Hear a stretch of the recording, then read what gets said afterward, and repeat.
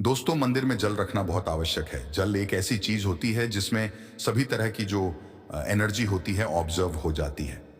तो जो हम पूजा पाठ करते हैं, मंत्रों का जप करते हैं या वहां पर प्रार्थना करते हैं, हमारे अपने मन की कामना भी कहते हैं, से तो सभी चीजें उस जल में समाहित हो जाती हैं। इसलिए पूजा करने से पहले घर के मंदिर में एक लोटा जल रखा जाता है और उसके बाद दीपदान मतलब एक दीपक प्रज्वलित कर दिया जाता है। यह अग्नि और जल का एक तरह से बैलेंस भी हो जाता है। और इस शास्त्रों के अनुसार घर के मंदिर में एक लोटा जल भी हमेशा होना चाहिए और दीपक भी प्रज्वलित करना चाहिए। तो अब इस जल का करना क्या चाहिए? देखिए, हम जल रखते हैं, सुबह की पूजा में रखते हैं।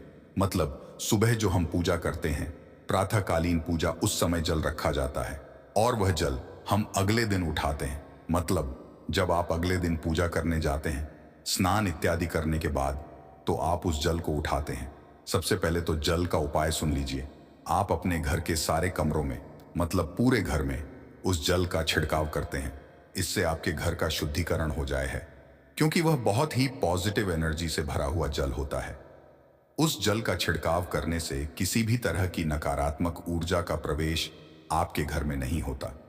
किसी भी तरह की परेशानी आपके घर में हो, अगर आप नियमित तौर पर उस जल का छिड़काव करें अपने घर में, तो निश्चित ही आप परेशानियों से मुक्त पा जाते हैं कि यह कराएं। तंत्र मंत्र के असर से मुक्ति पा जाते हैं। इसका उपाय आप कर सकते हैं। जैसे कि घर में कोई बीमार है, तो आप इस जल को मानव को पीने के लिए दे सकते हैं। और यह जल इतना पावरफुल होता है कि इस जल को पीने से बड़ी बीमारियों से, मतलब लंबी बीमारियों से भी धीरे धीरे राहत मिलने लग जाती है। कई बार होता है ना कि आप लोगों के प्रश्न आते हैं कि दवाई तो हम कर रहे हैं, परंतु दवाई हमें लगती ही नहीं है, दवाई का कोई असर ही देखने को नहीं मिलता। तो ऐसे अगर उस जल को पीने के लिए रोगी को दिया जाए, तो बहुत अच्छी दवाइयां काम करने लग जाती। और जैसे कि परिवार में अगर बहुत अधिक कलह क्लेश रहता है, हमेशा आपस में सामंजस्य बनता ही नहीं है, आपस में हर बात पर मतभेद होता है, तो परिवार के सभी सदस्य इस जल में से अगर थोड़ा थोड़ा पीते हैं, तो धीरे धीरे विचारों में परिवर्तन आने लग जाता है। सकारात्मक विचार सभी के होने लग जाते हैं और आपस में समन्वय होने लग जाता है। कलह, क्लेश और मतभेद हमेशा के लिए समाप्त हो जाता है। और मंदिर में रखे हुए जल, अगला उपाय क्या है? देखिए, अगर आप कोई दुकान करते हैं, कोई व्यापारिक स्थल है आपका, तो प्रतिदिन इसी जल में से थोड़ा सा जले जाकर दुकान पर, व्यापारिक स्थल पर छिड़काव कीजिए। इससे आपका दुकान, आपका काम बहुत अच्छा चलता है। मतलब किसी भी तरह की परेशानी आपके व्यापारिक स्थल पर नहीं आती है, क्योंकि जैसा मैंने आपको बताया, यह जो जल होता है बहुत पावरफुल होता है, बहुत पॉजिटिव होता है। तो इस जल का छिड़काव करने से सारी परेशानियां स्वतः ही समाप्त हो जाती हैं। जैसे अगर आपके दुकान पर किसी की नजर लगी है, बहुत से लोगों के प्रश्न आते हैं कि हमारे काम को किसी ने बांध दिया है। मतलब किसी की बुरी नजर ऐसी लग गई है कि पहले तो दुकान बहुत अच्छी चलती थी, अब नहीं चल रही है। तो आप इस उपाय को कर सकते हैं।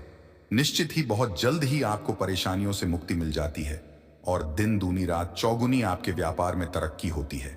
और है मंदिर में रखे हुए जल को आप अपने घर की रसोई में, खाना बनाने में, पीने में भी उपाय कर सकते हैं। परंतु खाना बनाने में उपाय तभी कीजिए जबकि आपके घर में बिल्कुल सात्विक भोजन बनता हो। मतलब लहसुन प्याज अगर आपके घर में बनता हो, तो खाना बनाने में इस जल का उपाय नहीं किया जा सकता है। फिर आप इस जल को थोड़ा थोड़ा परिवार के सदस्य मिलकर ग्रहण कर सकते हैं और बचे हुए जल को आप अपने घर में पौधों में डाल सकते हैं। तो देखिए, ऐसा नहीं है कि मंदिर पर रखा हुआ जल बेकार होता है, किसी काम का नहीं होता है। बहुत सारे उपयोग इस जल के होते हैं। अगर हम सही तरीके से उपाय करें, तो अपने जीवन की बहुत सारी परेशानियों का समाधान मात्र इस एक लोटे जल से हम कर सकते हैं। तो ध्यान रखिए कि मंत्रों से अभिमंत्रित जल बहुत महत्वपूर्ण होता है, बहुत शक्तिशाली होता है। और हमारे घर के मंदिर पर रखा हुआ जल देवताओं का आशीर्वाद होता है, क्योंकि समय वह देवताओं के पास होता है, देवता वहां पर रहते हैं। तो उस जल में हर तरह की शक्ति समाहित होती है, जो कि सकारात्मक शक्तियां होती हैं। और इस जल का उपाय अगर हम सही तरीके से करते हैं, मतलब उसको पीने में करते हैं, खाना बनाने में करते हैं, घर में जल का छिड़काव करने में करते हैं, तो इससे हमारी समस्याओं का समाधान होता है। और अगर कोई भी कार्य नियमित तौर पर मतलब प्रतिदिन किया जाता है तो उसका हमें लाभ हासिल होता है। कभी कभी तो निश्चित ही आपको उतना लाभ दिखाई नहीं देगा, परंतु अगर आप नियम बना लेंगे कि हर रोज उसी जल से घर में छिड़काव करना ताले को राहु केतु शनि भाग्य का प्रतीक समझा, तो दोस्तों चाबी को उचित स्थान पर रखने से घर में नहीं होता धन्य धान्य की कमी बंद जाती है। माता लक्ष्मी क्यों रखना चाहिए? तकिए के नीचे चाबी संपूर्ण जानकारी इस वीडियो में बताऊंगा। ताले चाबी का यह उपाय आपकी किस्मत सवार करके रख देंगे। दोस्तों आपकी दिन दुगुनी रात चौगुनी तरक्की होगा, तो वीडियो को ध्यान से देखिए। स्वागत है आप सभी लोगों का एक बार फिर से। आज का जो वीडियो का विषय है बहुत ही सुंदर है। आज के इस वीडियो में मैं आप लोगों को चाबी के जबरदस्त पावरफुल चमत्कारिक उपाय बताऊंगा। यह वीडियो अपने फायदे पूरा जरूर देखना। अगर आज के वीडियो मिस कर दिए तो फिर सारी जिंदगी आपको पछताना पड़ेगा। फिर आप में से अधिकतर लोग हमें फिर बार बार कमेंट करते हैं, मेल करते हैं, गुरुजी हम निर्धन हैं, हमारे घर में वास्तु दोष लगे हैं, हम भयंकर परेशान हैं, हमारे घर में पैसे आते हैं परंतु टिकते नहीं हैं।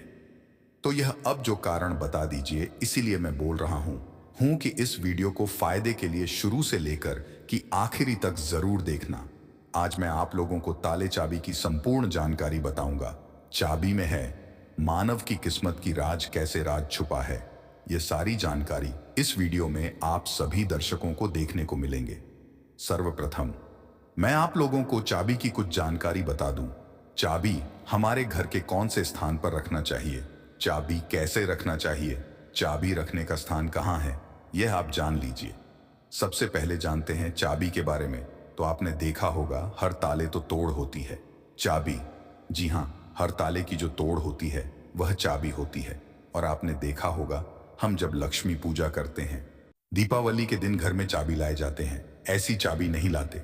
चाबी में कुछ ऐसे चमत्कार शक्तियां होती हैं, चाबी में कुछ ऐसे गुण होती हैं, कुछ चाबी में ऐसे शक्तियां पाई जाती हैं जिससे मानव की अध्यात्म उन्नति कर सकते हैं।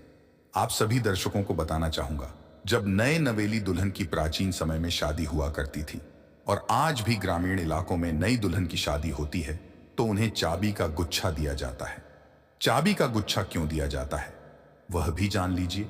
शास्त्रों में जो नई न दुल्हन, इसे घर की लक्ष्मी समझा जाता है और धन की देवी लक्ष्मी को भी जो नई नवेली दुल्हन को लक्ष्मी समझा जाता है। और घर की देवी जो लक्ष्मी किसकी तरफ आकर्षित होती है, तो नई नवेली जो दुल्हन है इसकी तरफ ज्यादा आकर्षित होती है। और धन की रक्षा करने का किसे है, लक्ष्मी माता।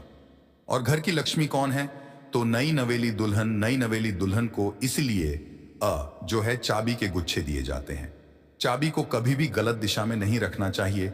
चाबी को कैसा रखना चाहिए, चाबी रखने का स्थान कहां होना चाहिए, सारे जानकारी वीडियो में आप सभी दर्शकों को जानने को मिलेंगे।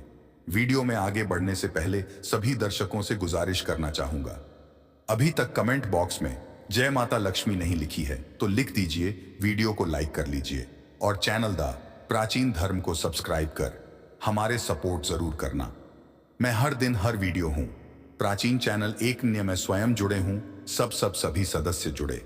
इसलिए मैं चाहता हूं कि मेरे चैनल में जुड़े सभी सदस्यों को, मेरे चैनल में जुड़े सभी लोगों को समग्र ज्ञान की वह हर जानकारी हासिल हो, जिस जानकारी से वह स्वयं की भला कर सके, दूसरों की भला कर सके, स्वयं की कल्याण कर सके, स्वयं की अध्यात्म उन्नति कर सके।